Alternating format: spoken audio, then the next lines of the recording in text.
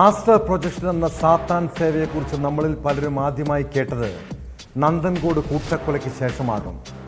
അച്ഛനും അമ്മയും സഹോദരിയും ഉൾപ്പെടെ കുടുംബത്തിലെ 4 പേരെ കൊലപ്പെടുത്തിയത് ദുർമന്ത്രവാദത്തിന്റെ പേരിലെന്നായിരുന്നു പ്രതി കേഡൽ ജിൻസൺ രാജയുടെ മൊഴി.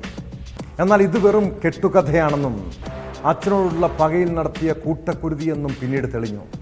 കൊലപാതകം നടത്തുന്നതിനായി നാളുകൾ നീണ്ട ആസൂത്രണം, കുടുംബാംഗങ്ങളെ കൊല്ലുന്നതിന് മുൻപ് സ്വന്തമായി നിർമ്മിച്ച ഡമ്മിയിൽ മഴ ഉപയോഗിച്ച് വെട്ടിപ്പരിശീലനം. കേരളത്തെ നടുക്കിയ നന്ദൻകോട് കൂട്ടക്കൊലയിൽ 8 വർഷത്തിന് ശേഷം പ്രതി കുറ്റക്കാരനെന്ന് കോടതി വിധിച്ചിരിക്കുന്നു. കേഡൽ ജിൻസൺ രാജയ്ക്ക് എന്താകും ശിക്ഷ? വിശദമായി പരിശോധിക്കുകയാണ് പോലീസ് പട്രോൾ. സ്വാഗതം.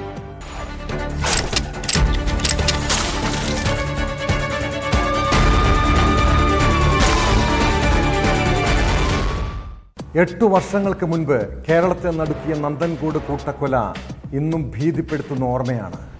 ആ വീട്ടിലെത്തിയാൽ ഇപ്പോഴുമുണ്ട് തീ പടർന്നു പിടിച്ച അടയാളം. സ്വന്തം അച്ഛനെയും അമ്മയും സഹോദരിയും ഉൾപ്പെടെ 4 പേരെ ക്രൂരമായി കൊലപ്പെടുത്തിയിട്ടും യാതൊരു കൂസലുമില്ലാതെ ചിരിച്ചുകൊണ്ടു നിന്ന കേഡൽ ജിൻസൺ രാജയുടെ മുഖം അങ്ങനെ മറക്കാൻ കഴിയുമോ?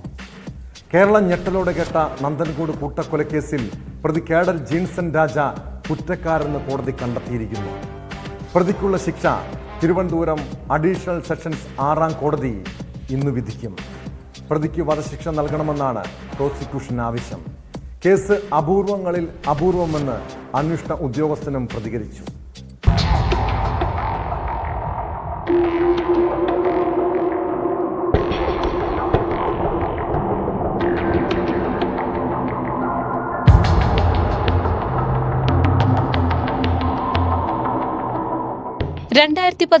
ഏപ്രിലിൽ ആയിരുന്നു നാടിനെ നടുക്കിയ ക്രൂര കൊലപാതകങ്ങൾ. കേഡൽ ജിൻസൺ രാജ അച്ഛൻ രാജാതങ്കത്തെയും അമ്മ ഡോക്ടർ ജീൻ പത്മയെയും സഹോദരി കരോലിനെയും ബന്ധു ലളിതയെയും കൊലപ്പെടുത്തി. കഴുത്തിനു പുറകിൽ മഴുകൊണ്ട് വെട്ടിയായിരുന്നു കൊലപാതകം. പോലീസ് കസ്റ്റഡിയിലിരിക്കെ മാനസിക പ്രശ്നമുണ്ടെന്ന് പറഞ്ഞ് 7 വർഷത്തോളം വിചാരണ നീട്ടിക്കൊണ്ടുപോയി. കഴിഞ്ഞ വർഷം വിചാരണ പൂർത്തിയാക്കി പോലീസ് കുറ്റപത്രം സമർപ്പിച്ചു. 65 ദിവസം നീണ്ട വിചാരണയിൽ 42 സാക്ഷികളെ വിസ്തരിച്ചു. 120-ലധികം രേഖകളും 40-ലധികം തൊണ്ടിമുതലും അന്വേഷണത്തിൽ നിർണായകമായി. ഇതടക്കമുള്ള കാര്യങ്ങൾ പ്രോസിക്യൂഷന് കോടതിയിൽ സമർപ്പിക്കാനും കഴിഞ്ഞു. പ്രതിഭാഗം ഉന്നയിച്ച കാര്യങ്ങളെയൊന്നും കോടതി മുഖവിലക്കെടുത്തില്ല. കൊലപാതകത്തിന് മുൻപും ശേഷവും പ്രതിക്ക് മാനസിക പ്രശ്നങ്ങളില്ലെന്ന് പോലീസ് കണ്ടെത്തി. കൊലപാതകത്തിന് കാരണം മാതാപിതാക്കളോടുള്ള വൈരാഗ്യമാണ്. ഇത് സാധൂകരിക്കുന്ന തെളിവടക്കം പ്രോസിക്യൂഷൻ കോടതിയിൽ സമർപ്പിച്ചു. ഇതിനകത്ത് സാഹചര്യ തെളിവുകളെ അടിസ്ഥാനപ്പെടുത്തിയാണ് കോടതി പ്രതിയെ കുറ്റക്കാരനാണെന്ന് കണ്ടെത്തിയിരിക്കുന്നത്. പ്രതിയുടെ 313, അതായത് പ്രതിയെടുത്ത് ചോദ്യം ചോദിച്ച സമയത്ത് പോലും പ്രതിയുടെ ഭാഗത്ത് നിന്ന് ഈ ആസ്ട്രൽ പ്രൊജക്ഷനോ അല്ലെങ്കിൽ ഏത് തരത്തിലുള്ള മാനസിക പ്രശ്നങ്ങളുള്ളതായിട്ടുള്ള രീതിയിലുള്ളതും പ്രതിയുടെ ഭാഗത്തു നിന്ന് തെളിവ് വന്നിട്ടില്ല. അന്വേഷണത്തിൽ ഒരിടത്തും തന്നെ കണ്ടെത്താനും കഴിഞ്ഞിട്ടില്ല. പ്രതിയുടെ ഭാഗത്ത് മാനസിക പ്രശ്നങ്ങൾ ഉള്ളതായിട്ടുള്ളത് ആദ്യമായി പ്രതിയുടെ വായിൽ നിന്ന് തന്നെ വരുന്നത് നമുക്കറിയാം. അദ്ദേഹത്തെ അറസ്റ്റ് ചെയ്ത് 7 ദിവസത്തോളം കസ്റ്റഡിയിലുണ്ടായിരുന്നു. ആ പ്രതിയുടെ സ്റ്റേറ്റ്മെന്റിനെ, കൺഫെഷൻ സ്റ്റേറ്റ്മെന്റിനെ ബേസ് ചെയ്ത് ആവശ്യത്തിനുള്ള ഇൻവെസ്റ്റിഗേഷൻ ഓഫീസറിന്റെ ഭാഗത്തു നിന്നും പല കാര്യങ്ങളും കണ്ടെത്തുകയും ആയുധങ്ങൾ കണ്ടെത്തുന്നു. പ്രതി പെട്രോൾ വാങ്ങിച്ചതും ഈ കടകളിൽ പോയി സാധനങ്ങൾ വാങ്ങിച്ച് ഈ തെളിവ് നശിപ്പിക്കാനായിട്ട് സാധനങ്ങൾ വാങ്ങിച്ചത്, അങ്ങനെയുള്ള കാര്യങ്ങളെല്ലാം തന്നെ പ്രതിയുടെ കുറ്റസമ്മത മൊഴിയിൽ നിന്നാണ് കണ്ടെത്തിയിരിക്കുന്നത്. പ്രതി വധശിക്ഷയിൽ കുറഞ്ഞൊന്നും അർഹിക്കുന്നില്ല എന്ന് അന്വേഷണ ഉദ്യോഗസ്ഥൻ പറഞ്ഞു. ദൃക്സാക്ഷികളില്ലാത്ത ഈ കേസിൽ വളരെ മെറ്റിക്കുലസ് ആയിട്ട് ഞങ്ങൾക്ക് അതിന് അന്വേഷണം കംപ്ലീറ്റ് ചെയ്യാനായിട്ട് കഴിഞ്ഞു. ബൈജു സാറാണ് അതിനകത്ത് ചാർജ് ഷീറ്റ് ഫയൽ ചെയ്തത്. അതിൻ്റെ ഇലക്ട്രോണിക് എവിഡൻസ്, ഓൺലൈൻ വഴിയുള്ള ട്രാൻസാക്ഷൻസ്, എവിഡൻസ് നശിപ്പിക്കാൻ പ്രതി നടത്തിയ ശ്രമങ്ങൾ മുതലായ എല്ലാ കാര്യങ്ങളും ഒരു വളരെ സ്ക്രൂപ്പുലസ് ആയിട്ട് അത് അന്വേഷണ സംഘത്തിന് അത് ചെയ്യാനായിട്ട് കഴിഞ്ഞു. അതിൻ്റെ ഒരു റിസൾട്ടാണ് ഈ കൺവിക്ഷൻ ഉണ്ടായത്. അത് കേരള പോലീസിന് നമ്മുടെ ഒരു ടീം വർക്കിന്, ഒരു ടീം സ്പിരിറ്റിന് നന്നായിട്ട് അന്വേഷണം ചെയ്യാനായിട്ട് കഴിഞ്ഞു. ഒരു അപകടകരമായ നിലയിൽ പ്രവർത്തിച്ചിരുന്ന ഒരു പ്രതിയെ നിയമത്തിന്റെ മുന്നിൽ കൊണ്ടുവന്നിട്ട് അത് കൺവിക്ഷൻ ഉറപ്പുവരുത്താനായിട്ട് പോലീസിന് കഴിഞ്ഞു. വിധി പ്രസ്താവം കേൾക്കാൻ പ്രതിയെയും കോടതിയിൽ എത്തിച്ചിരുന്നു. സാഹചര്യ തെളിവുകളും ശാസ്ത്രീയ തെളിവുകളും കേസ് അന്വേഷണത്തിൽ നിർണായകമായി.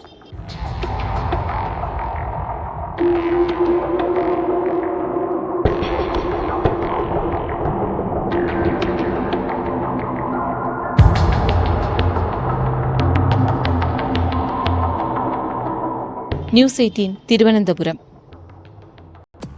കുടുംബത്തിൽ നേരിട്ട ഒറ്റപ്പെടൽ, അച്ഛൻ്റെ നിരന്തരമുള്ള ശകാരം, വീട്ടിൽ തന്നേക്കാൾ പരിഗണന സഹോദരിക്ക് ലഭിക്കുന്നുവെന്ന തോന്നൽ. തിരുവനന്തപുരം നഗരഹൃദയത്തിലുള്ള വീട്ടിൽ അച്ഛനെയും അമ്മയെയും സഹോദരിയും ഉൾപ്പെടെ 4 പേരെ യുവാവ് കൊലപ്പെടുത്താനുള്ള കാരണം അന്വേഷണ സംഘത്തെ പോലും ഞെട്ടിച്ചു. ശരീരത്തിൽ നിന്ന് ആത്മാവിനെ മോചിപ്പിക്കുന്ന ആസ്ട്രൽ പ്രൊജക്ഷൻ നടപ്പാക്കാൻ വേണ്ടി ഉറ്റവരെ കൊലപ്പെടുത്തിയെന്ന മൊഴി കേസിൽ നിന്ന് രക്ഷപ്പെടാനുള്ള പ്രതിയുടെ തന്ത്രമായിരുന്നു. ജയിലിൽ വെച്ച് താൻ മാതാപിതാക്കളുമായി സംസാരിക്കാറുണ്ടെന്നും സാത്താൻ സേവ പരിശീലിച്ച് തനിക്ക് ആത്മാക്കളുമായി സംസാരിക്കാൻ കഴിയുമെന്ന ഇയാളുടെ അവകാശവാദങ്ങളും ദുരൂഹത നിറഞ്ഞതാണ്.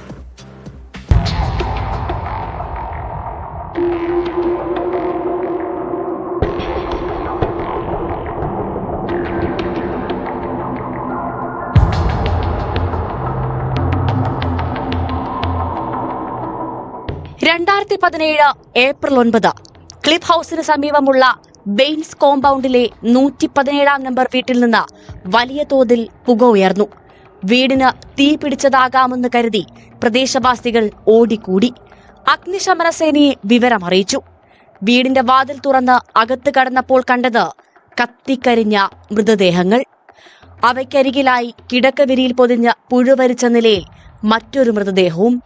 പ്രൊഫസർ രാജ തങ്കം, ഭാര്യ ഡോക്ടർ ജീൻ പത്മ, മകൾ കരോലിൻ, ബന്ധു ലളിത എന്നിവരെയാണ് കൊല്ലപ്പെട്ട നിലയിൽ അന്ന് കണ്ടെത്തിയത്. വെട്ടിയും കഴുത്തറുത്തും കൊന്ന ശേഷമായിരുന്നു കത്തിച്ചത്. മൃതദേഹങ്ങൾ കുളിമുറിയിലിട്ട് കത്തിക്കുന്നതിനിടയിലാണ് വീട്ടിൽ തീപിടുത്തമുണ്ടായത്. പാതി കത്തിക്കരിഞ്ഞ നിലയിൽ തുണിയും പ്ലാസ്റ്റിക്കും അടക്കമുള്ള വസ്തുക്കൾ കൊണ്ടുണ്ടാക്കിയ മനുഷ്യന്റെ ഡമ്മിയും കുളിമുറിയിലുണ്ടായിരുന്നു. 2 വെട്ടുകത്തി, ചോര പുരണ്ട മഴു എന്നിവയും വീട്ടിൽ നിന്ന് കണ്ടെടുത്തു. കേതൽ നടത്തിയത് ആസൂത്രിതമായ കൊലപാതകമാണെന്നായിരുന്നു പോലീസിന്റെ കണ്ടെത്തൽ. ദിവസങ്ങൾക്കിടെയാണ് 4 പേരെയും വെട്ടിയും കുത്തിയും കൊന്നത്. മാതാപിതാക്കളും സഹോദരിയുമാണ് ആദ്യം കേതലിന്റെ കൊലക്കത്തിക്കിരയായത്. ഏറ്റവും ഒടുവിൽ ഇവരുടെ വീട്ടിൽ താമസിച്ചിരുന്ന ബന്ധുവായ ലളിതയെയും കൊലപ്പെടുത്തി. കൂട്ടക്കൊലയ്ക്ക് ശേഷം കേതൽ ചെന്നൈയിലേക്ക് പോയി. അവിടെ നിന്നും തിരിച്ചെത്തിയപ്പോൾ തമ്പാനൂർ റെയിൽവേ സ്റ്റേഷനിൽ നിന്നാണ് പ്രതിയെ പോലീസ് പിടികൂടിയത്.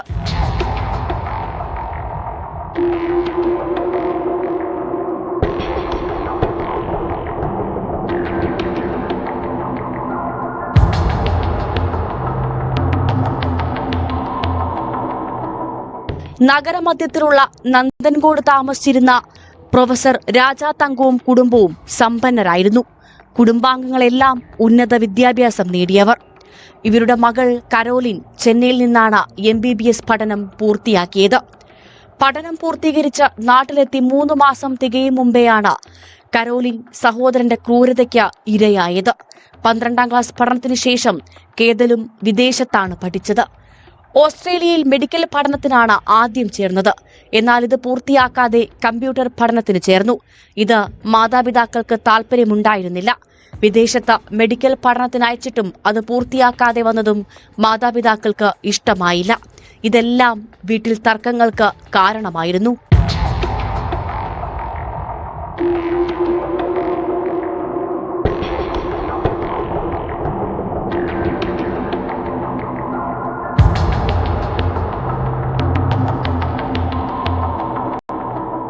കുടുംബാംഗങ്ങൾ തമ്മിൽ പരസ്പരം ആശയവിനിമയം കുറവായിരുന്നു. ഒരു വീട്ടിലായിട്ടും ആഹാരം കഴിച്ചോ എന്നുപോലും മെസ്സേജുകളിലൂടെയാണ് പലപ്പോഴും ചോദിച്ചിരുന്നത്. വീടിന്റെ മുകൾ നിലയിൽ മുഴുവൻ സമയവും കമ്പ്യൂട്ടറിന് മുൻപിലാണ് കേതൽ ചെലവഴിച്ചിരുന്നത്. ഇയാൾക്ക് കൂട്ടുകാരും ഉണ്ടായിരുന്നില്ല. വീട്ടിൽ തന്നേക്കാളേറെ പരിഗണന സഹോദരിക്ക് ലഭിക്കുന്നതായി തോന്നിയതും വൈരാഗ്യത്തിന് കാരണമായെന്നാണ് പോലീസ് പറയുന്നത്. താൻ നിർമ്മിച്ച സോഫ്റ്റ്വെയർ കാണിച്ചു തരാമെന്ന് പറഞ്ഞ് അമ്മയെയാണ് കേതൽ ആദ്യം വീടിന്റെ മുകൾ നിലയിലേക്ക് കൊണ്ടുപോയി കൊന്നത്. പിന്നാലെ മുകൾ നിലയിലെത്തിയ അച്ഛനെയും മുറിയിലിട്ട് കൊന്നു. ഓസ്ട്രേലിയയിലെ സുഹൃത്തിനോട് സംസാരിക്കാനെന്ന് പറഞ്ഞാണ് സഹോദരിയെ മുറിയിലെത്തിച്ചത്. കൊല്ലപ്പെട്ടവരുടെ തലയ്ക്ക് പുറകിലായിരുന്നു മുറിവ്. മഴു ഉപയോഗിച്ചാണ് പ്രതി കൃത്യം നടത്തിയത്. ഒരാളെ പിന്നിൽ നിന്ന് എങ്ങനെ ആക്രമിക്കാമെന്ന വീഡിയോകൾ ഇയാൾ ഇന്റർനെറ്റിൽ കണ്ടതിനും തെളിവ് ലഭിച്ചിരുന്നു.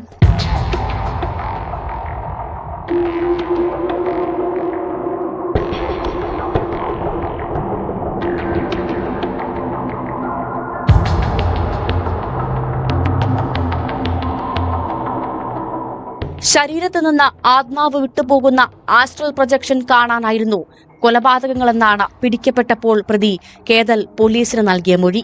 എന്നാൽ ആഭിചാര ക്രിയകളുടെ ഭാഗമാണെന്നതിനുള്ള തെളിവുകളൊന്നും ഉണ്ടായിരുന്നില്ലെന്നും അച്ഛനോടും കുടുംബാംഗങ്ങളോടുമുള്ള വൈരാഗ്യമാണ് കൊലപാതകത്തിന് കാരണമായതെന്നുമാണ് പ്രോസിക്യൂഷൻ കോടതിയിൽ വാദിച്ചത്. കുടുംബാംഗങ്ങളോടുള്ള വിദ്വേഷവും കുടുംബത്തിൽ നേരിട്ട ഒറ്റപ്പെടലുമാണ് കൂട്ടക്കൊലയിലേക്ക് നയിച്ചതെന്നായിരുന്നു പോലീസിന്റെ കണ്ടെത്തൽ. കൃത്യമായ ആസൂത്രണത്തോടെയുള്ള ആ ക്രൂരതയ്ക്ക് എന്താണ് ശിക്ഷയെന്ന് മണിക്കൂറുകൾക്കകം അറിയാം.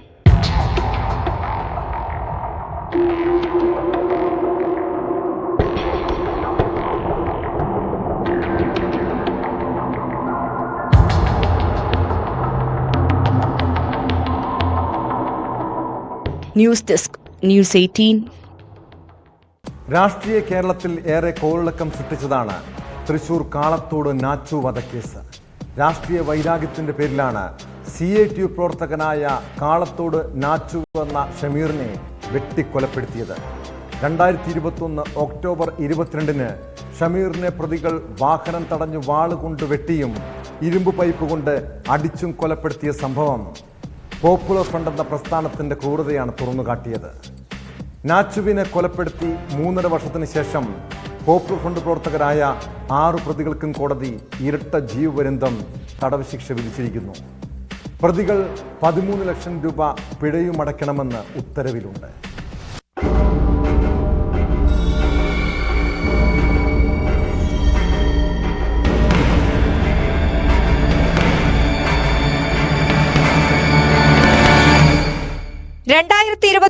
ഒക്ടോബർ 21-നാണ് കേസിനാസ്പദമായ കൊലപാതകം നടന്നത്. കാളത്തോട് മുസ്ലിം പള്ളിയുടെ മുൻവശത്തുള്ള പാർപ്പിടം റോഡിലൂടെ ഗുഡ്സ് ഓട്ടോയുമായി വരികയായിരുന്ന ഷമീറിനെ പ്രതികൾ വാഹനം തടഞ്ഞ് വാളുകൊണ്ട് വെട്ടിയും ഇരുമ്പ് പൈപ്പ് കൊണ്ട് അടിച്ചും കൊലപ്പെടുത്തിയെന്നാണ് കേസ്. രാഷ്ട്രീയ വൈരാഗ്യമാണ് കൊലപാതകത്തിന് കാരണം. തൃശൂർ ഡിസ്ട്രിക്ട് ആൻഡ് സെഷൻസ് കോടതിയാണ് പ്രതികൾക്ക് ശിക്ഷ വിധിച്ചത്. കൃത്യത്തിൽ നേരിട്ട് പങ്കെടുത്ത വെട്ടിക്കപ്പറമ്പിൽ ഷാജഹാൻ, വലിയകത്ത് ഷബീർ, പരിക്കുന്ന് വീട്ടിൽ അമൽ സാലിഹ് എന്നിവർക്കും ഗൂഢാലോചനയിൽ പങ്കെടുത്ത വലിയകത്ത് ഷിഹാസ്, കാട്ടുപറമ്പിൽ നവാസ്, പോക്കാക്കേലത്ത് വീട്ടിൽ സൈനുദ്ദീൻ എന്നിവർക്കുമാണ് ഇരട്ട ജീവപര്യന്തം ശിക്ഷ ലഭിച്ചത്. ഇവർക്ക് 13 ലക്ഷം രൂപയും പിഴ ചുമത്തി. ഇതിനു പുറമെ 1 മുതൽ 3 വരെയുള്ള പ്രതികൾക്ക് 5 വർഷം അധിക ശിക്ഷയും കോടതി വിധിച്ചു. സാക്ഷികളെ പ്രതികൾ പലവട്ടം ഭീഷണിപ്പെടുത്തിയതോടെ ഹൈക്കോടതി പ്രത്യേക ഇടപെടൽ നടത്തിയാണ് കേസ് വിചാരണ പൂർത്തിയാക്കിയത്. വിറ്റ്നസ് പ്രൊട്ടക്ഷൻ കാറ്റഗറിയിൽപ്പെടുത്തി സാക്ഷികൾക്ക് പോലീസ് സുരക്ഷയും ഹൈക്കോടതി അനുവദിച്ചിരുന്നു.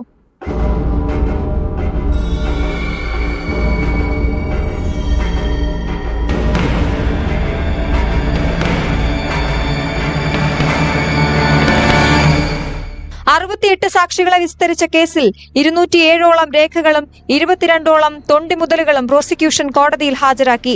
ഗൂഢാലോചന തെളിയിക്കുന്നതിനായി കോടതിയിൽ പ്രതികൾ 2021 ഒക്ടോബർ 15 മുതൽ നടത്തിയ ഫോൺ സംഭാഷണത്തിന്റെ വിവരങ്ങളും ഹാജരാക്കിയിരുന്നു. ഗൂഢാലോചനയിൽ പങ്കെടുത്ത പ്രതികൾ 4ാം പ്രതി ഷിഹാസിന്റെ വീട്ടിലെത്തി ഗൂഢാലോചന നടത്തിയെന്ന് തെളിയിക്കുന്ന CCTV ദൃശ്യങ്ങളും കേസ് അന്വേഷിച്ച മണ്ണുത്തി പോലീസിന് ലഭ്യമായിരുന്നു. കൂടാതെ സൈബർ ഫോറൻസിക് റിപ്പോർട്ടുകളും മറ്റ് ഫോറൻസിക് തെളിവുകളും പ്രോസിക്യൂഷൻ കോടതിയിൽ ഉപയോഗിച്ചത് പ്രതികളെ ശിക്ഷിക്കുന്നതിന് സഹായകരമായി. പ്രോസിക്യൂഷന് വേണ്ടി ജില്ലാ public prosecutor KB Sunilkumar, public prosecutor advocate Liji Madhu എന്നിവരാണ് ഹാജരായത്.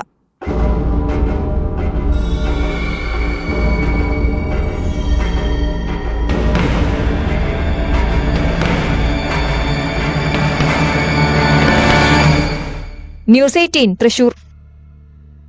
തിരുവനന്തപുരം നെടുമങ്ങാട്ടെ നാട്ടുകാർ ഒരു ക്രൂരമായ കൊലപാതകത്തിന്റെ ഞെട്ടലിലാണ്. ബാറിൽ യുവാക്കൾ തമ്മിലുണ്ടായ തർക്കത്തെ തുടർന്ന് മത്സ്യക്കച്ചവടക്കാരനെ ചന്തയ്ക്കുള്ളിൽ വെച്ചാണ് കുത്തിക്കൊന്നത്. നെടുമങ്ങാട് അഴീക്കോട് സ്വദേശി മുഹമ്മദ് ഹാഷിറാണ് കൊല്ലപ്പെട്ടത്. സംഭവത്തിൽ മുഖ്യപ്രതി അഴീക്കോട് സ്വദേശി നിസാർ, 3ാം പ്രതി ഷമീം എന്നിവരെ പോലീസ് അറസ്റ്റ് ചെയ്തു. സംഭവത്തിന് ശേഷം ഒളിവിൽ പോയ 2ാം പ്രതിക്ക് വേണ്ടി പോലീസ് തിരച്ചിൽ ഊർജിതമാക്കിയിട്ടുണ്ട്.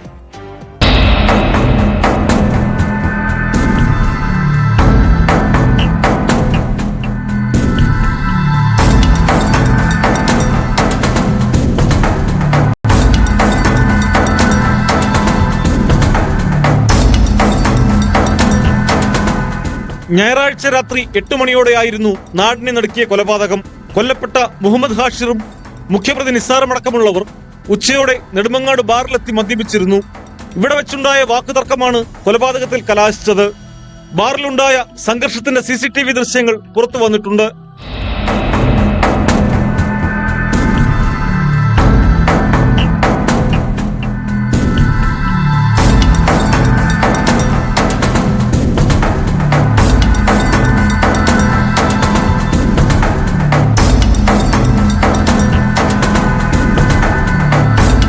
ബാറിലെ തർക്കത്തെ തുടർന്ന് രാത്രി ഇരുകൂട്ടരും ചന്തയിൽ വെച്ച് അടിപിടി ഉണ്ടായി. ഇതിനിടെയാണ് കത്തിക്കുത്തുണ്ടായത്. നെഞ്ചിലും തുടയിലും കഴുത്തിലുമാണ് ഹാഷിറിന് കുത്തേറ്റത്. ഉടൻ തന്നെ ആശുപത്രിയിലെത്തിച്ചെങ്കിലും ജീവൻ രക്ഷിക്കാനായില്ല. ചന്തയിലെ ഇറച്ചിക്കച്ചവടക്കാരനാണ് നിസാർ.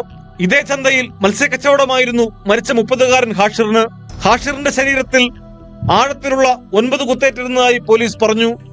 സംഭവത്തിന് ശേഷം രക്ഷപ്പെട്ട അഴീക്കോട് സ്വദേശി നിസാർ, സുഹൃത്ത് ഷമീം എന്നിവരെ മണിക്കൂറുകൾക്കകമാണ് നെടുമങ്ങാട് പോലീസ് പിടികൂടിയത്. പ്രതികൾ രക്ഷപ്പെടാൻ ഉപയോഗിച്ച ബൈക്കും പോലീസ് കസ്റ്റഡിയിലെടുത്തിട്ടുണ്ട്.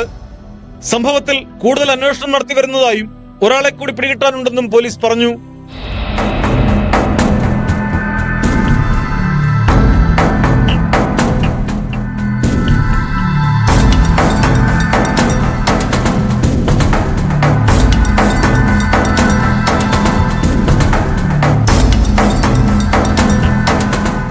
ന്യൂസ് 18 നെടുമങ്ങാട്. നാട്ടിൽ കഞ്ചാവ് മാഫിയക്കെതിരെയോ മദ്യപ സംഘത്തിനെതിരെയോ പ്രതികരിച്ചാൽ കൊലവിളി മുഴക്കും. തല്ലാനും കൊല്ലാനും മടിക്കില്ല. കൊല്ലം കടക്കലിൽ കുടുംബത്തെ ആക്രമിച്ചത് വീടിന് സമീപത്തെ പരസ്യ മദ്യപാനം ചോദ്യം ചെയ്തതിനാണ്. കുടുംബത്തെ ആക്രമിക്കുന്നതിന്റെ CCTV ദൃശ്യങ്ങളും പുറത്തു വന്നു. കേസിൽ ആക്രമി സംഘത്തെ പോലീസ് അറസ്റ്റ് ചെയ്തിട്ടുണ്ട്.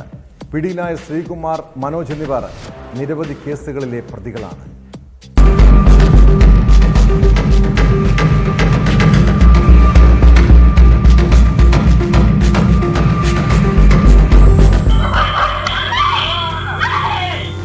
ആലത്തറ സ്വദേശികളായ അനിൽകുമാറിനെയാണ് മദ്യപ സംഘം ആക്രമിച്ചത്. വീടിന് സമീപം പരസ്യ മദ്യപാനം ചോദ്യം ചെയ്തതാണ് പ്രകോപനം. ശ്രീകുമാർ, ശ്രീ വിശാഖ്, മനോജ് എന്നിവർ ചേർന്നാണ് മർദ്ദിക്കുകയും കല്ലുകൊണ്ട് ഇടിക്കുകയും ചെയ്തത്. അവനെ പൂശിയും കൂടാന്ന് പറഞ്ഞു തീരുന്നതിന് അമ്മച്ചന്മാർ 3 കൂടെ തന്നെ കയറി പിടിച്ച് അടിയും എന്ന് പറഞ്ഞാൽ എൻ്റെ ശരീരം മൊത്തം അടിച്ച് ഈ മൂക്കിലും കണ്ണിലും ഈ നെഞ്ചിലൊക്കെയാണ് അടിക്കുന്നത്. മർദ്ദനം തടയാനെത്തിയ അനിൽകുമാറിന്റെ കുടുംബത്തെയും പ്രതികൾ ആക്രമിച്ചതായും പരാതിയിൽ പറയുന്നു. നാട്ടുകാർ അറിയിച്ചതിനെ തുടർന്ന് കടക്കൽ പോലീസ് എത്തി പ്രതികളെ പിടികൂടി. പ്രതികൾക്കെതിരെ ജാമ്യമില്ലാ വകുപ്പ് പ്രകാരമാണ് കേസ്. ഗുരുതരമായി പരിക്കേറ്റ അനിൽകുമാർ തിരുവനന്തപുരം മെഡിക്കൽ കോളേജിൽ ചികിത്സ തേടി.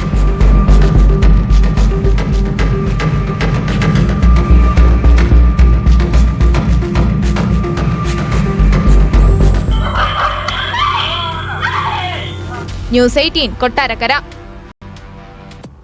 INS വിക്രാന്ത് എവിടെ? ലൊക്കേഷൻ അറിയണം. INS വിക്രാന്തിന്റെ ലൊക്കേഷൻ തേടി കൊച്ചി നാവികസേന ആസ്ഥാനത്തേക്ക് ഫോൺ വിളിച്ചത് കോഴിക്കോട് സ്വദേശിയായ യുവാവാണ്. നാവികസേനയുടെ പരാതിയിൽ പോലീസ് നടത്തിയ വിശദമായ അന്വേഷണത്തിലാണ് മുജീബ് റഹ്മാനെ കുറിച്ച് വിവരം ലഭിച്ചത്. കേസിൽ പ്രതിയെ കൊച്ചി ഹാർബർ പോലീസ് കസ്റ്റഡിയിലെടുത്തു. പിടിയിലായ മുജീബ് മാനസിക പ്രശ്നങ്ങളുള്ള വ്യക്തിയെന്ന് പോലീസ് പറയുന്നു.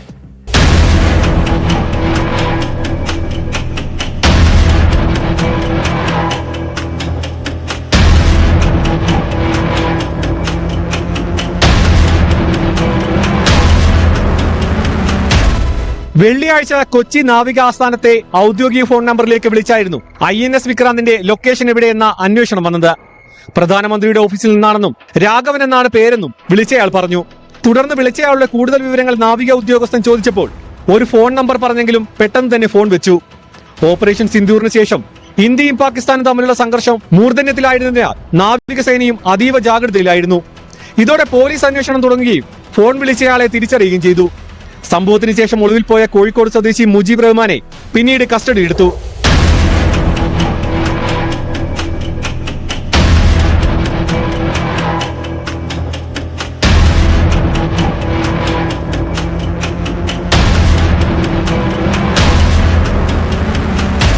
മൊബൈൽ ഫോൺ നമ്പർ അടക്കം കേന്ദ്രീകരിച്ച് നടത്തിയ അന്വേഷണത്തിലാണ് കോഴിക്കോട് സ്വദേശിയെ പോലീസ് കസ്റ്റഡിയിലെടുത്തത്. വ്യാജ പേരിലായിരുന്നു ഫോൺ കോൾ എത്തിയിരുന്നത്. ഫോൺ കോളിൽ സംശയം തോന്നിയ നേവി ഉടൻ പോലീസിന് വിവരം അറിയിക്കുകയായിരുന്നു. എന്നാൽ പ്രതി മാനസിക പ്രശ്നമുള്ളയാളാണെന്നും 2021 മുതൽ ചികിത്സ തേടുന്നുണ്ടെന്നും കൊച്ചി കമ്മീഷണർ പുട്ടവിമലാദിത്യ പറഞ്ഞു. എലത്തൂർ സ്വദേശിയാണ് കോഴിക്കോടിലെ. അദ്ദേഹത്തിന് അറസ്റ്റ് ചെയ്തിട്ടുണ്ട്. അപ്പോൾ ബാക്കി കാര്യങ്ങൾ നമ്മൾ ഇൻവെസ്റ്റിഗേഷൻ്റെ നടപടിക്രമങ്ങൾ എടുക്കുന്നുണ്ട്. പ്രാഥമികമായിട്ട് നോക്കുമ്പോൾ അദ്ദേഹം ട്രീറ്റ്മെൻറ്റിലാണ് ഉള്ളത്. കുറച്ച് സൈക്കോളജിക്കൽ ട്രീറ്റ്മെൻറ്റ് എടുക്കുന്നുണ്ട്. Case as of now 319 BNS മറ്റ് 31A of official secrets act പ്രകാരമുള്ള കേസാണ്. ഇദ്ദേഹം എന്തിനാണ് ചെയ്തത് ഫോൺ എന്ന കാര്യങ്ങൾ നമ്മൾ വെരിഫൈ ചെയ്യുന്നുണ്ട്. അപ്പോൾ ബാക്കി കാര്യങ്ങൾ നമുക്ക് വ്യക്തമായിട്ട് ചോദിച്ചാലും മനസ്സിലാവും. നേവൽ ബേസ് അധികൃതരുടെ പരാതിയിൽ കൊച്ചി ഹാർബർ പോലീസാണ് കേസെടുത്ത് അന്വേഷണം നടത്തുന്നത്.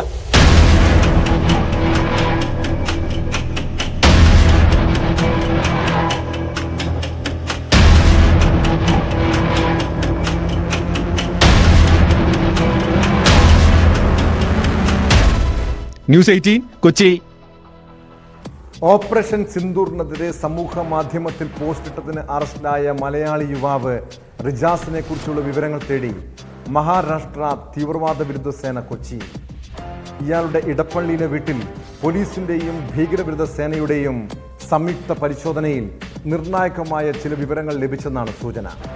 കഴിഞ്ഞ രാത്രിയാണ് നാഗ്പൂർ പോലീസും ഭീകരവിരുദ്ധ സേനയും സംസ്ഥാന പോലീസും റിജാസിന്റെ കൊച്ചിയിലെ വീട്ടിൽ പരിശോധനയ്ക്കെത്തിയത്.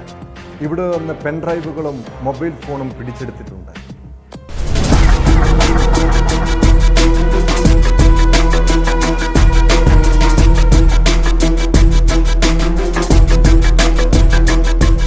ഓപ്പറേഷൻ സിന്ദൂറിനെതിരെ പോസ്റ്റിട്ടതിന് കൊച്ചി സ്വദേശി റിജാസിനെയും സുഹൃത്തിനെയും കഴിഞ്ഞ ദിവസമാണ് നാഗ്പൂരിൽ നിന്ന് പോലീസ് അറസ്റ്റ് ചെയ്തത്. സുഹൃത്തിനെ പിന്നീട് വിട്ടയച്ചെങ്കിലും റിജാസ് നിലവിൽ പോലീസ് കസ്റ്റഡിയിലാണുള്ളത്. കേസ് അന്വേഷണത്തിന്റെ ഭാഗമായാണ് മഹാരാഷ്ട്ര തീവ്രവാദ വിരുദ്ധ സേനയും രഹസ്യാന്വേഷണ വിഭാഗവും ഞായറാഴ്ച രാത്രി റിജാസിന്റെ വീട്ടിലെത്തിയത്. എളമക്കര കീർത്തി നഗറിലെ വീട്ടിലെ പരിശോധന മണിക്കൂറുകൾ നീണ്ടുനിന്നു. റിജാസിന്റെ മാതാപിതാക്കളെയും സഹോദരനെയും ചോദ്യം ചെയ്തു. റിജാസിന്റെ വീട്ടിൽ നിന്ന് മഹാരാഷ്ട്ര പോലീസ് ഡിജിറ്റൽ തെളിവുകൾ ശേഖരിച്ചു. പെൻഡ്രൈവുകളും ഫോണും പുസ്തകങ്ങളും പിടിച്ചെടുത്തിട്ടുണ്ട്. വിശദമായ പരിശോധന നടത്താനാണ് മഹാരാഷ്ട്ര പോലീസിന്റെ നീക്കം.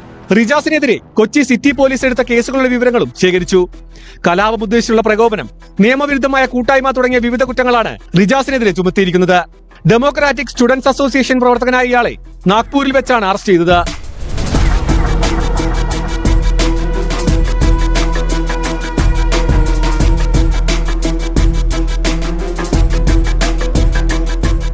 പെഹൽഗാം ഭീകരാക്രമണത്തിന് ശേഷം റിജാസിന്റെ നേതൃത്വത്തിൽ കൊച്ചിയിൽ യുദ്ധവിരുദ്ധ റാലി സംഘടിപ്പിക്കാനുള്ള നീക്കം നടത്തിയിരുന്നു. പനപ്പള്ളി നഗറിലാണ് ഇത് നടത്താൻ തീരുമാനിച്ചിരുന്നത്. എന്നാൽ പോലീസ് ഇടപെടുകയും റിജാസിനെ കസ്റ്റഡിയിലെടുക്കുകയും ചെയ്തിരുന്നതായാണ് വിവരം. ഈ കേസുമായി ബന്ധപ്പെട്ട വിവരങ്ങളും മഹാരാഷ്ട്ര പോലീസ് ശേഖരിച്ചിട്ടുണ്ട്. മാത്രമല്ല, റിജാസിന്റെ കൊച്ചിയിലെ ബന്ധങ്ങളും പോലീസ് അന്വേഷിക്കുന്നുണ്ട്.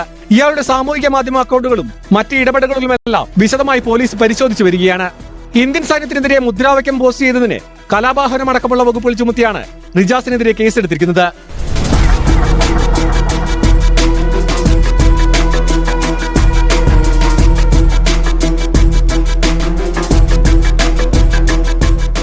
News 18 Kochi.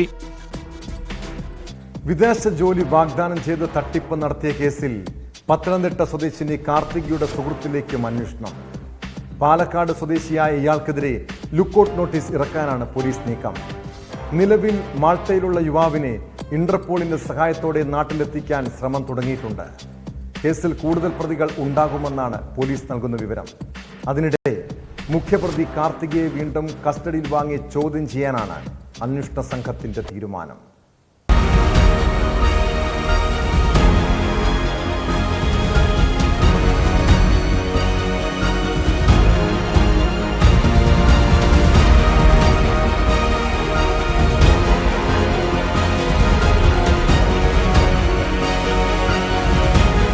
Take off overseas consultancy എന്ന സ്ഥാപനത്തിന്റെ മറവിലായിരുന്നു ഇൻസ്റ്റാ താരവും കമ്പനി സിഇഒയുമായ പത്തനംതിട്ട സ്വദേശി കാർത്തിക പ്രദീപിന്റെ തട്ടിപ്പ്. UK-യിൽ സോഷ്യൽ വർക്കറായി ജോലി നൽകാമെന്ന് പറഞ്ഞ് 5.23 ലക്ഷം രൂപ തട്ടിയെടുത്തെന്ന തൃശൂർ സ്വദേശിനിയുടെ പരാതിയിലാണ് കാർത്തിക അറസ്റ്റിലായത്. ഒരു ഉദ്യോഗാർത്ഥിയിൽ നിന്ന് കുറഞ്ഞത് 2 ലക്ഷം രൂപ വീതം കാർത്തിക കമ്മീഷൻ വാങ്ങിയിരുന്നു. ഇങ്ങനെ 1 കോടിയിലേറെ രൂപ കാർത്തിക തട്ടിയെടുത്തിട്ടുണ്ട്. കൊച്ചിയിൽ നിന്ന് മാത്രം 20 ലക്ഷം രൂപയുടെ തട്ടിപ്പ് നടത്തി. തിരുവനന്തപുരം, പത്തനംതിട്ട, തൃശൂർ, കോഴിക്കോട് ജില്ലകളിലെ പോലീസ് സ്റ്റേഷനുകളിലും സ്ഥാപനത്തിനെതിരെ പരാതിയുണ്ട്. ഇവരെ വിശദമായി ചോദ്യം ചെയ്തതിൽ നിന്നാണ് പാലക്കാട് സ്വദേശിയായ സുഹൃത്തിനെ കുറിച്ചും വിവരം ലഭിച്ചത്. ഉദ്യോഗാർത്ഥി എന്ന നിലയിലാണ് പാലക്കാടുള്ള യുവാവ് കാർത്തികയുടെ അടുത്തെത്തിയത്. തുടർന്ന് ഇരുവരും ഒന്നിച്ച് തട്ടിപ്പ് ആസൂത്രണം ചെയ്തുവെന്നാണ് പോലീസ് നിഗമനം. ഇയാളെ നാട്ടിലെത്തിക്കാനുള്ള ശ്രമം പോലീസ് തുടങ്ങിയിട്ടുണ്ട്. കേസിൽ കൂടുതൽ പ്രതികൾ ഉൾപ്പെട്ടേക്കാനുള്ള സാധ്യതയുണ്ടെന്നും പോലീസ് പറയുന്നു.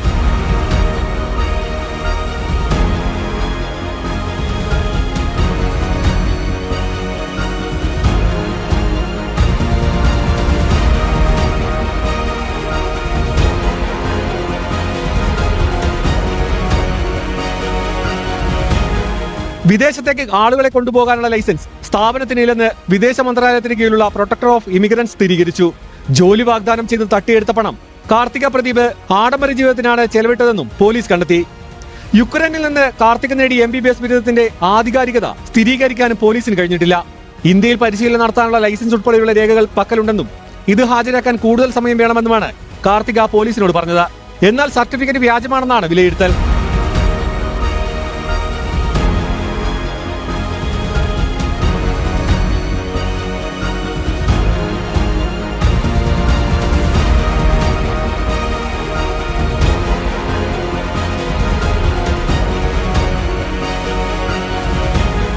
പണം നൽകിയിട്ടും ജോലി കിട്ടാതെ ചിലർ തുക തിരികെ ചോദിച്ചപ്പോൾ കൊട്ടേഷൻ സംഘങ്ങളെ ഉപയോഗിച്ച് ഭീഷണിപ്പെടുത്തിയതായും നേരത്തെ വിവരം ലഭിച്ചിരുന്നു. കസ്റ്റഡി കാലാവധി പൂർത്തിയാക്കിയതിനെ തുടർന്ന് കാർത്തികയെ തിരികെ കോടതിയിൽ ഹാജരാക്കി വീണ്ടും റിമാൻഡ് ചെയ്തിരുന്നു. കൂടുതൽ തെളിവുകൾ ലഭിക്കുന്നതിന്റെ അടിസ്ഥാനത്തിൽ ഇവരെ വീണ്ടും കസ്റ്റഡിയിലെടുത്ത് ചോദ്യം ചെയ്യുമെന്ന് അന്വേഷണ ഉദ്യോഗസ്ഥൻ പറഞ്ഞു.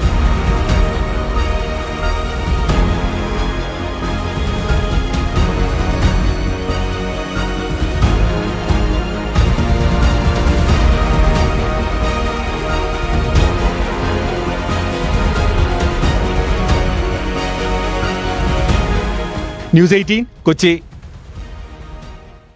ശ്രീ പത്മനാഭസ്വാമി ക്ഷേത്രത്തിൽ നിന്ന് സ്വർണം കാണാതായ സംഭവത്തിൽ തുടക്കം മുതൽ പല സംശയങ്ങളും ഉയർന്നതാണ്. അതീവ സുരക്ഷയും ഒട്ടേറെ CCTVകളുമുള്ള ക്ഷേത്രത്തിൽ നിന്ന് എങ്ങനെയാണ് സ്വർണം നഷ്ടപ്പെടുക? പോലീസ് അന്വേഷണം ആരംഭിച്ചതോടെ സ്വർണം കടന്നുകിട്ടിയെങ്കിലും അത് കവർച്ചാശ്രമമെന്നാണ് പോലീസിന്റെ സ്ഥിരീകരണം. 7-ാം തീയതിക്കും 10-നും ഇടയിലാണ് മോഷണശ്രമം നടന്നതെന്ന് FIR-ൽ പറയുന്നുണ്ട്. നഷ്ടപ്പെട്ട സ്വർണം പിന്നീട് ക്ഷേത്ര പരിസരത്ത് കുഴിച്ചിട്ട നിലയിൽ കണ്ടെത്തുകയായിരുന്നു.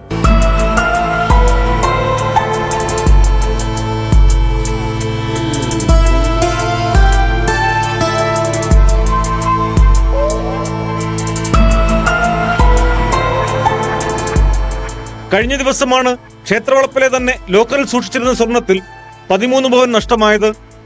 അസിസ്റ്റന്റ് മുതൽപ്പടി ലോക്കറിൽ നിന്ന് പെട്ടിയിലുള്ള സ്വർണം കൊണ്ടുവരികയും എക്സിക്യൂട്ടീവ് ഓഫീസർ ഉൾപ്പെടെയുള്ളവരുടെ മുന്നിൽ വെച്ച് സ്വർണ്ണപ്പണിക്കാരന്റെ സഹായത്താൽ തൂക്കം ഉറപ്പാക്കുകയുമാണ് പതിവ് രീതി. പെട്ടിക്കുള്ളിൽ മറ്റൊരു സഞ്ചിയിലാണ് സ്വർണം സൂക്ഷിക്കുന്നത്. സ്വർണം നഷ്ടപ്പെട്ടു എന്ന് കണ്ടെത്തിയ ദിവസം ലോക്കറിൽ വെച്ച് തന്നെ പെട്ടി തുറന്ന് സഞ്ചിയുമായി വരികയായിരുന്നുവെന്ന് മൊഴി ലഭിച്ചിട്ടുണ്ട്. സ്വർണം കൊണ്ടുവരുമ്പോൾ അസിസ്റ്റന്റ് മുതൽപ്പടിയും പോലീസുകാരനും തമ്മിൽ അകലമുണ്ടാവുകയും ചെയ്തു. ഈ രണ്ട് കാര്യങ്ങളും സംഭവിക്കാൻ പാടില്ലാത്തതാണ്. അന്വേഷണം നടക്കുന്നതിനിടെയാണ് ക്ഷേത്ര പരിസരത്ത് പോലീസ് നടത്തിയ തെരച്ചിലിൽ കുഴിച്ചിട്ട നിലയിൽ സ്വർണം കണ്ടെത്തിയത്.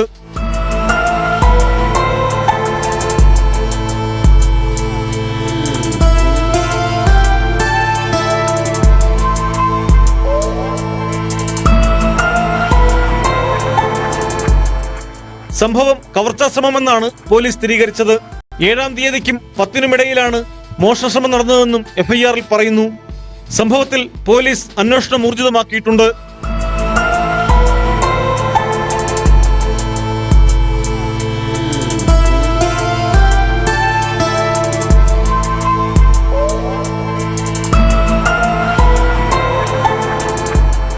ന്യൂസ് 18 തിരുവനന്തപുരം.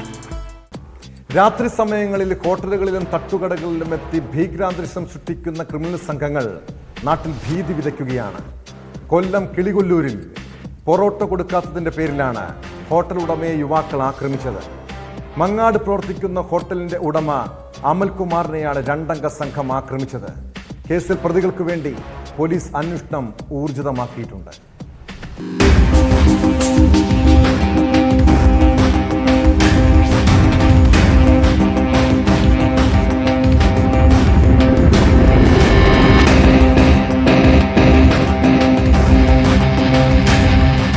കഴിഞ്ഞ ദിവസം രാത്രി ഹോട്ടൽ അടയ്ക്കാൻ തയ്യാറെടുക്കവേ ബൈക്കിലെത്തിയ 2 യുവാക്കൾ പൊറോട്ട ആവശ്യപ്പെട്ടു.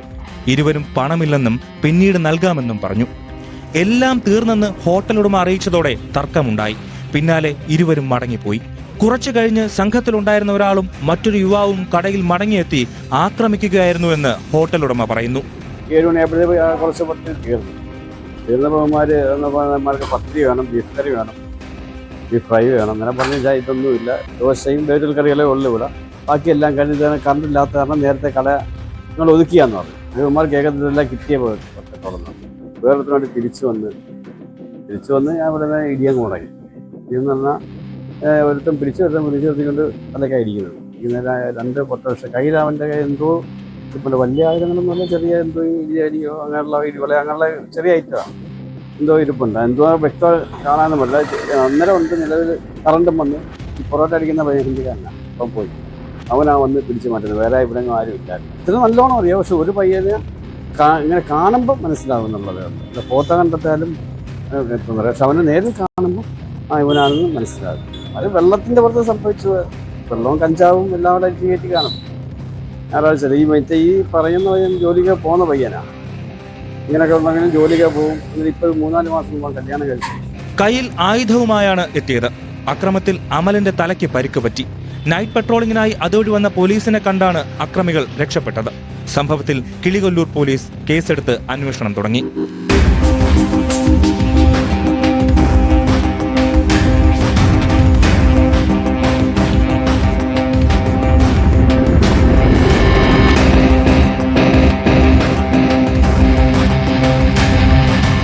ന്യൂസ് 18 കൊട്ടാരക്കര.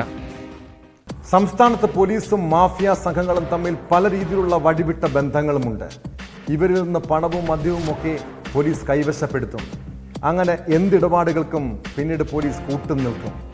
മലപ്പുറത്ത് മണൽ മാഫിയയുമായി ബന്ധമുണ്ടെന്ന് കണ്ടെത്തിയ 2 പോലീസുകാരെ സസ്പെൻഡ് ചെയ്തു. ചങ്ങരംകുളം സ്റ്റേഷനിലെ SI, CPO എന്നിവരെയാണ് അന്വേഷണ വിധേയമായി സസ്പെൻഡ് ചെയ്തത്.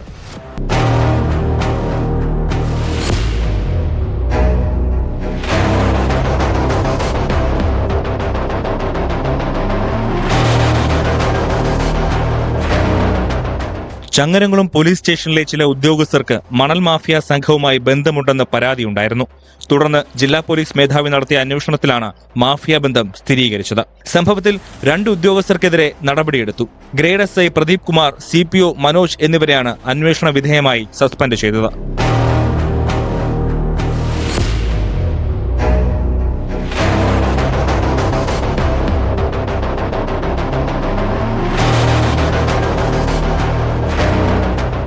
ജില്ലാ പോലീസ് മേധാവിയുടെ റിപ്പോർട്ട് കണക്കിലെടുത്ത് DIG-യാണ് 2 പേരെയും സസ്പെൻഡ് ചെയ്തുകൊണ്ടുള്ള ഉത്തരവിറക്കിയത്. മലപ്പുറം ജില്ലയിലെ തന്നെ മറ്റു പോലീസ് സ്റ്റേഷനുകളിലെ ഉദ്യോഗസ്ഥർക്കെതിരെയും സമാനമായ രീതിയിലുള്ള പരാതികൾ ഉയർന്നിട്ടുണ്ട്. ആരോപണ വിധേയരായ എല്ലാവർക്കെതിരെയും അന്വേഷണം നടത്താനാണ് തീരുമാനം.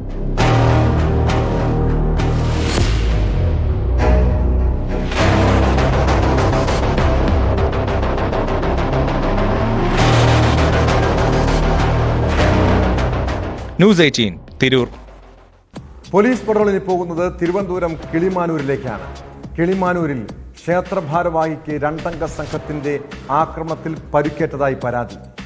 കിളിമാനൂർ ഐരുമൂല ക്ഷേത്രത്തിലെ ട്രസ്റ്റ് ജോയിന്റ് സെക്രട്ടറി ജയചന്ദ്രനാണ് മർദ്ദനമേറ്റത്. ക്ഷേത്രത്തിലെ ഉത്സവവുമായി ബന്ധപ്പെട്ട ഘോഷയാത്രയിൽ കെട്ടുകാഴ്ച അവതരിപ്പിക്കുന്നതിനെ ചൊല്ലിയുള്ള തർക്കമാണ് ആക്രമണത്തിന് കാരണം. കേസിൽ ഐരുമൂല സ്വദേശികളായ 2 പേർക്കെതിരെ പോലീസ് കേസെടുത്തു.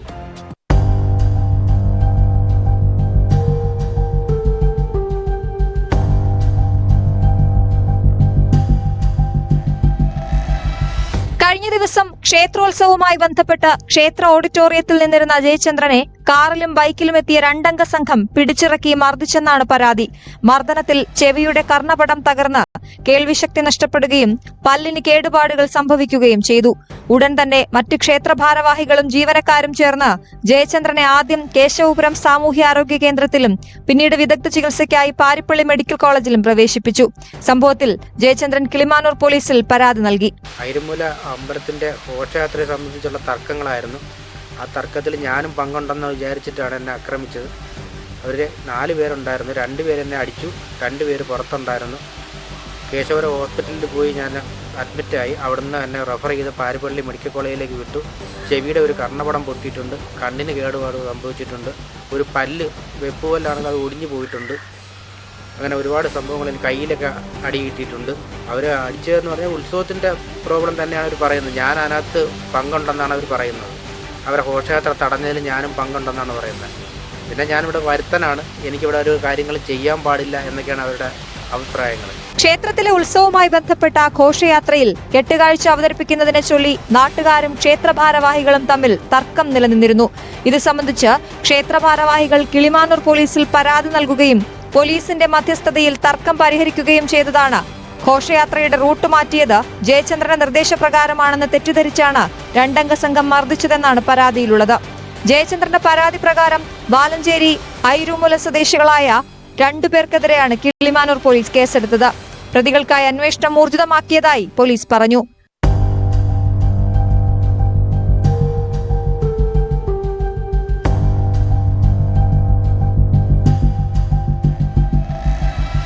ന്യൂസ് 18 കിളിമാനൂർ.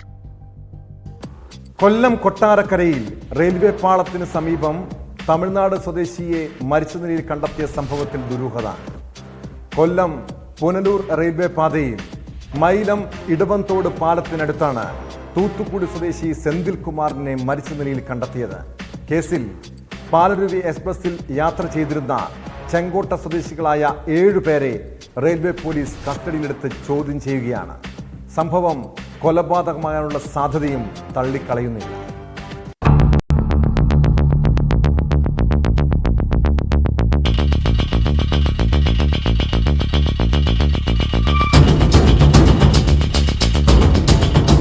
പുലർച്ചെ സർവീസ് നടത്തിയ പാലരുവി എക്സ്പ്രസിലെ യാത്രക്കാരനായ തമിഴ്നാട് തൂത്തുക്കുടി സ്വദേശി സെന്തിൽ കുമാറിന്റെ മൃതദേഹമാണ് കൊട്ടാരക്കര ഇടവന്തോട് പാലത്തിന് സമീപം ട്രാക്കിൽ കണ്ടെത്തിയത്. മൃതദേഹം കണ്ട വിവരം പ്രദേശവാസികളാണ് റെയിൽവേ പോലീസിനെ അറിയിച്ചത്. തുടർന്ന് നടത്തിയ പരിശോധനയിലാണ് മരിച്ചത് സെന്തിൽ കുമാറാണെന്ന് വ്യക്തമായത്. മരിച്ച സെന്തിൽ കുമാർ ചെങ്ങന്നൂർ ഭാഗത്ത് ഹോട്ടൽ ജോലി ചെയ്തു വരികയായിരുന്നു. തിരികെ നാട്ടിലേക്കുള്ള യാത്രാമധ്യേയാണ് മരണം. സംഭവത്തിൽ ദുരൂഹത സംശയിക്കുന്നതായി പോലീസ് വ്യക്തമാക്കി. പാലരുവി എക്സ്പ്രസിൽ ഒരേ ബോഗിയിൽ യാത്ര ചെയ്തിരുന്ന ചെങ്കോട്ട സ്വദേശികളായ 7 പേരെ കസ്റ്റഡിയിലെടുത്ത് ചോദ്യം ചെയ്തു വരികയാണ്.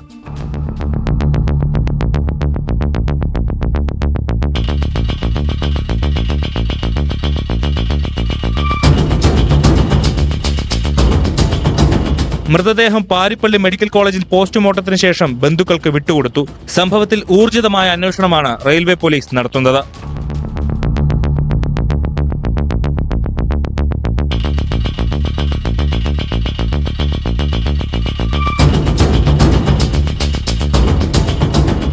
ന്യൂസ് 18 പുനലൂർ. ജന്മദിനം ആഘോഷിക്കാൻ ഒത്തുചേർന്ന മദ്യപാന പാർട്ടിയിൽ തർക്കം മൂർച്ഛിച്ചതോടെ 2 ഗുണ്ടകൾ പരസ്പരം കുത്തിക്കൊന്നു. ചെന്നൈ ബാലാജി നഗറിലെ മാരാമലൈ നഗറിലാണ് സംഭവം. കൊലപാതകം, മോഷണം തുടങ്ങി വിവിധ പോലീസ് സ്റ്റേഷനുകളിലായി 20ലധികം കേസുകളിലെ പ്രതികളാണ് കൊല്ലപ്പെട്ട 2 പേരും. പാർട്ടിയിൽ പങ്കെടുത്ത 8 പേരെ പോലീസ് കസ്റ്റഡിയിലെടുത്തിട്ടുണ്ട്.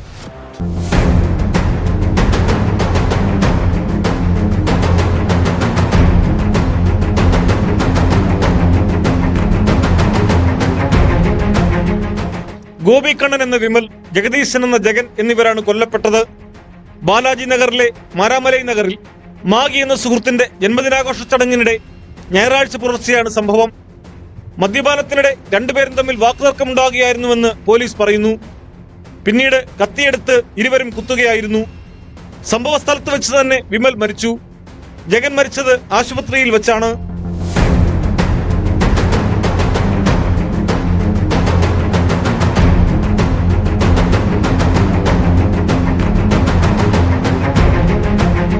വിമലിന്റെയും ജഗന്റെയും വീട്ടുകാർ തമ്മിൽ നേരത്തെ തർക്കമുണ്ടായിരുന്നു.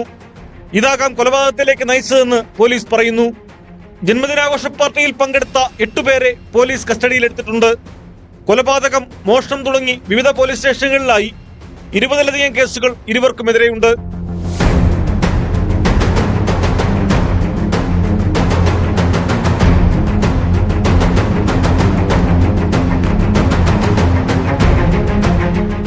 ന്യൂസ് 18 ചെന്നൈ. കുറ്റകൃത്യങ്ങളുടെ മറ്റു ചില വാർത്തകൾ ചുരുക്കത്തിൽ. തിരുവനന്തപുരം വഞ്ചിയൂർ കോടതിയിൽ വ്യാജ ബോംബ് ഭീഷണി. കോടതിയിലേക്ക് ഇമെയിലിലാണ് ഭീഷണി സന്ദേശമെത്തിയത്. 1.5 മാസത്തിനിടെ 20ലധികം വ്യാജ ബോംബ് ഭീഷണി സന്ദേശങ്ങളാണ് തലസ്ഥാനത്ത് മാത്രം ലഭിച്ചത്. അനധികൃത സ്വത്ത് സമ്പാദന പരാതിയിൽ ADGP MR അജിത് കുമാറിന് ക്ലീൻ ചീറ്റ് നൽകിയുള്ള റിപ്പോർട്ട് വിജിലൻസ് അന്വേഷണ സംഘം കോടതിയിൽ സമർപ്പിച്ചു. തിരുവനന്തപുരം വിജിലൻസ് കോടതിയിലാണ് റിപ്പോർട്ട് സമർപ്പിച്ചത്. പാലക്കാട് തൃത്താലയിൽ വിദ്യാർത്ഥിനി വീട്ടിൽ തൂങ്ങി മരിച്ച നിലയിൽ തൃത്താല തച്ചറംകുന്ന് സ്വദേശി 21-കാരിയായ ഗോപികയാണ് മരിച്ചത്. ഹൈദരാബാദിൽ കൊക്കൈനുമായി പിടിയിലായ സ്വകാര്യ ആശുപത്രിയിലെ മുൻ CEO ഡോക്ടർ നമ്രത ചിഗുരുപതി ലഹരിമരുന്നിന് അടിമയെന്ന് റിപ്പോർട്ട്. ലഹരിമരുന്ന് വാങ്ങാനായി 1 കോടിയോളം രൂപ വിപണി വിലയുണ്ടായിരുന്ന വസ്തുവരെ ഇവർ വിൽപ്പന നടത്തിയതായി അന്വേഷണ ഉദ്യോഗസ്ഥർ. കൗമാരപ്രായമാകുമ്പോൾ കുട്ടികൾക്ക് സൗഹൃദവും പ്രണയവും ഒക്കെ ഉണ്ടാകാം. എന്നാൽ ഇത്തരം ബന്ധങ്ങൾ അതിരുവിട്ടാൽ ഉണ്ടാകുന്ന അപകടത്തെക്കുറിച്ച് മാതാപിതാക്കൾ മക്കളോട് പറഞ്ഞു കൊടുക്കാറുണ്ടോ?